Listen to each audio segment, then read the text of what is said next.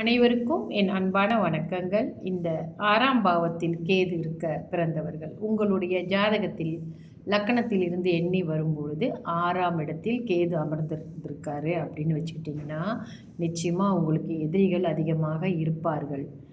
அதனால் நீங்கள் வெளி வட்டாரத்தில் பழகும் பொழுது கொஞ்சம் கவனமாகவே பழகிறது நல்லது. நம்மளுக்கு எதிரிகள் அதிகமாக இருக்கிறது அவ்வளவு நல்லதல்ல. ஆனாலும் எதிரிகளை வெல்லக்கூடிய ஆற்றலும் இவர்களுக்கு இருக்கும். இவர்களுக்கு தாய்மாமன் வழியில் அவ்வளோ ஒரு சிறப்பான உறவு நிலை இருக்காது.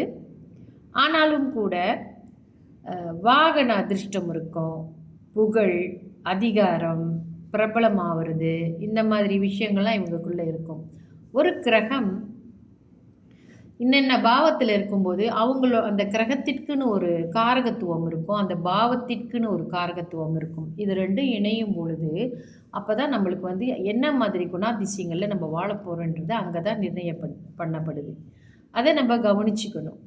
இப்போ கேது தசை நடக்கிற காலகட்டத்தில் நிச்சயமாக நீங்கள் நிறைய எதிரிகளை உருவாக்கிக்க கூடாது. ரொம்ப கவனமாக உங்களுக்கு கேது தசை நடக்குதுன்னா நிச்சயமாக தேவையில்லாத பிரச்சனைகள் எல்லாம் போய் தலையிடக்கூடாது. எல்லா எதிரிகளும் ஒரே மாதிரி இருக்க மாட்டாங்க.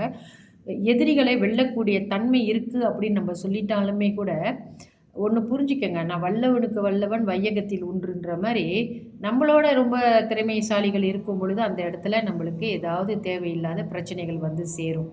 அதனால் எதிரிகளை வெல்ல முடியும் அப்படின்று நம்ம சொன்னாலுமே கூட பார்த்து கவனமாக நடந்துக்கிறது தான் நல்லது. எதிரிகள் இருப்பது அவ்வளவு சிறப்பல்ல.